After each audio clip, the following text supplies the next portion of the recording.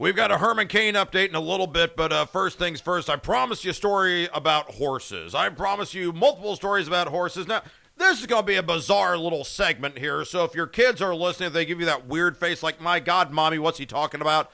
It will make sense because there are some horses that you get to race and some horses that you get to eat.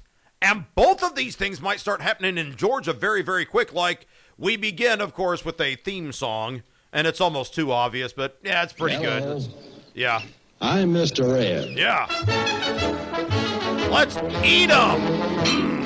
A horse is a horse, of course, and no one can talk to a horse, of course. That is, of course, unless the horse is the famous Mr. Ed. Sounds tasty. Go right to the source and ask the horse. He'll give you the answer that you endorse. He's always on a steady course. Talk to Mr. Ed. I'm getting hungry. Sounds delicious.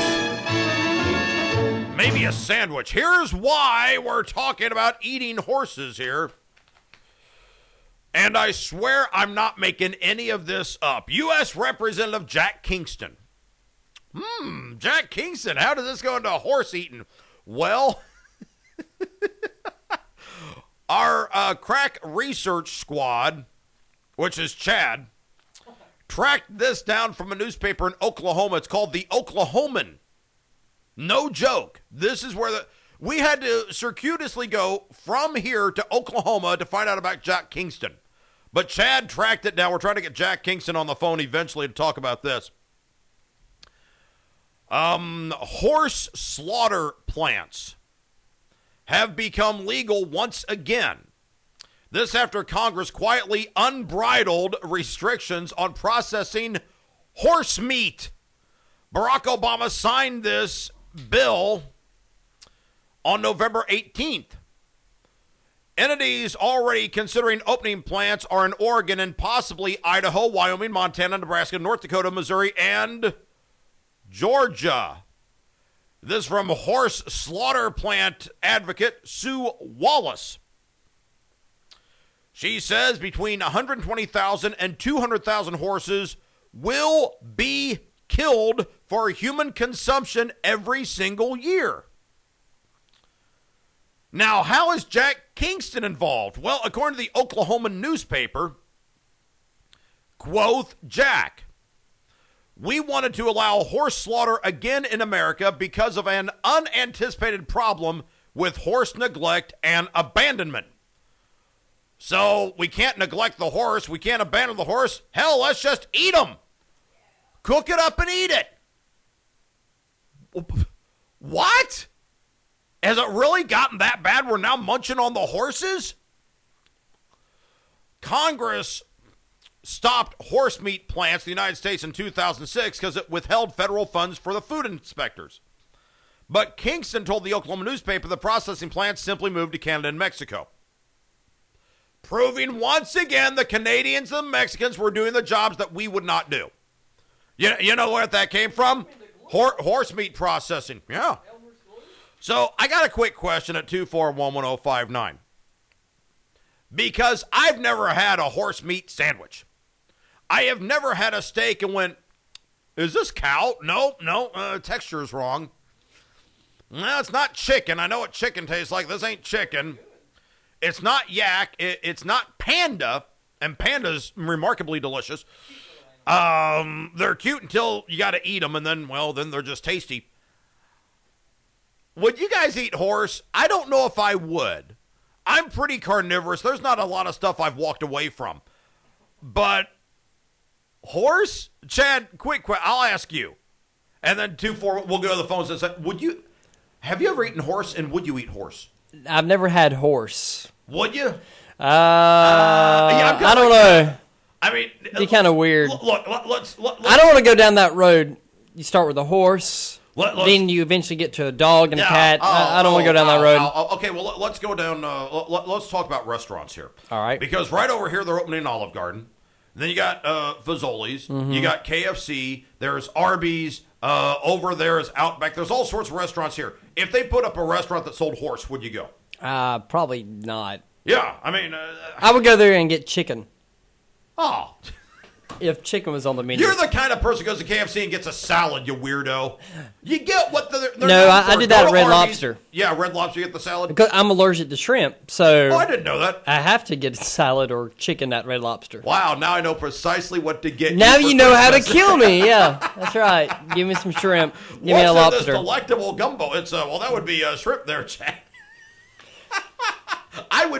I'd do that too. So a real quick question, and this is not disparaging. Maybe I'm allergic to horse meat. I don't know. Well, you don't know until you try. I'm not disparaging horse eating because I'm sure people do it every day. This is one of those. It's just so alien to me. I honestly don't know what it tastes like, if it's good for you or what. But now you be kind of tough meat, maybe. But I don't know. Maybe they fatten them up. I don't know. Okay, well, maybe the callers know. Let's go to the calls. 241-1059. Talk about horse meat. Would you eat some? Hey, caller, you're on the air. How you doing this first day of December? A little chilly this morning. Oh, it's cold out there. We got a freeze warning until 9 o'clock. No fooling. It's that time of year. Hey, what do you? Would you eat a horse? Yep. Yeah. Have you done it before? Nope, but it couldn't be no different than eating deer or goat or anything like that. Yeah, you bring a really good point. It is the whole equine family, so it would be. I guess it'd be kind of similar, wouldn't it? Yeah, I mean, it'd be just like anything else. It'd be all in how it was prepared, and I've eaten pretty much everything else that walks, crawls, swims, or slithers, so it couldn't be, I had couldn't be any different. I had some elk once, and I was surprised at the taste. I was like, this is actually pretty good. Yes, it is. It is. All right, my friend. Hey, thanks so much, Brinker. Great point. See, maybe that's the thing. Maybe we got to start thinking like that, because I'm thinking cow meat. I'm thinking chicken meat. I'm thinking the regular stuff you go shopping along. It's like, well, here's the cow, here's the chicken, here's the pig. Because the pig got the ham, the bacon, the pork chop, everything else. And pigs are awesome, by the way. Maybe I need to start thinking, well, more of what the horse is related to. Have I had that before? I've had deer, which is really good. We've done all that. And I've had elk, and I've had, actually I've had a couple of these. Well, now I'm downright curious. To the phones. 241-1059. Talk about eating horse. You want to do it. Hey, caller, you're on the air. How you doing this Thursday?